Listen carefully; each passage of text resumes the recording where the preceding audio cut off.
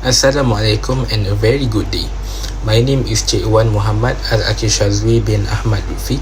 In this presentation, I will present my proposed research entitled Takaful Adoption Among Fishermen in Perak, an integrated behavioral model with religious satisfaction as a moderator. So without further ado, let me begin with the background of the study. Let me start with the background of this study. As we know, the Takaful industry in Malaysia has continued to grow over the years. Since the introduction of the Takaful Act 1984, the industry has developed steadily with strong support from the government and regulatory authorities. According to the latest industry report, the Malaysian Takaful industry recorded a 4.73% growth in 2025. With 16.38 billion ringgit in gross contributions and 6.74 million family Takaful certificates. Besides its growth, Takaful also plays an important role as a Sharia-compliant financial protection system. It is based on the principles of mutual assistance and risk sharing, while helping individuals protect themselves against unexpected financial losses. This study focuses on fishermen in Perak because they are among the occupational groups that face the highest level of risk.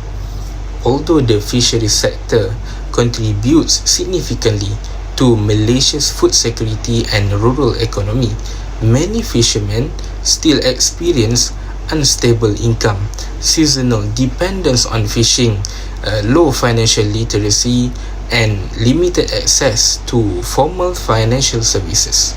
Therefore, it is important to understand what influences their decision to adopt a Takaful plan. This study is motivated by four main issues.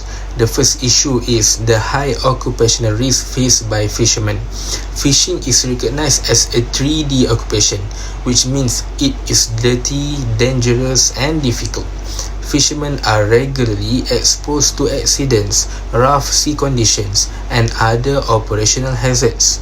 Reports also show that many maritime accidents and fatalities continue to occur every year. The second issue is the low adoption of Takaful. Even though fishermen face high occupational risk, the Takaful penetration rate in Malaysia remains at around 20%. This suggests that many people are still not adequately protected against financial risk. The third issue is the limited protection currently available. Although LKIM provides welfare schemes and financial assistance, these programs mainly help fishermen after a disaster or accident has occurred. They do not provide continuous financial protection like Takaful. The final issue is the barriers to Takaful participation. Some of the main challenges include affordability, unstable income, age restrictions, reliance on informal financial support, and limited trust in Takaful agents or digital platforms. Because of these issues, this study aims to identify the behavioral factors that influence Takaful plan adoption among fishermen in Perak. Based on these issues, this study proposed 6 research questions.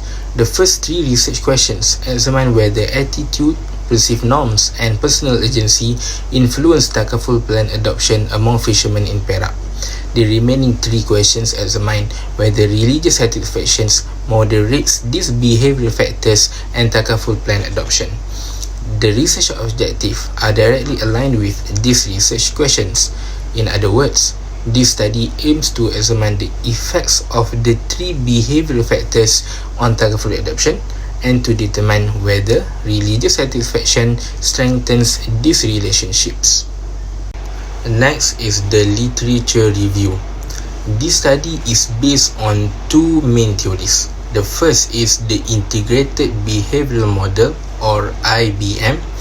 According to this theory, an individual's behavior is mainly influenced by three factors, namely attitude, perceived norms, and personal agency.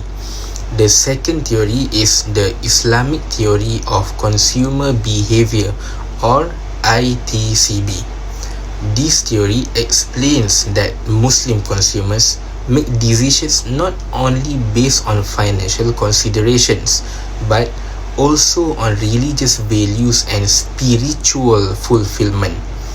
Based on these theories, this study includes three independent variables, which are attitude, perceived norms, and personal agency. The moderating variable is religious satisfaction, while the dependent variable is Takaful adoption among fishermen in Perak. After reviewing previous studies, I identified several research gaps. Most previous studies focus on urban consumers, employees, or the general population.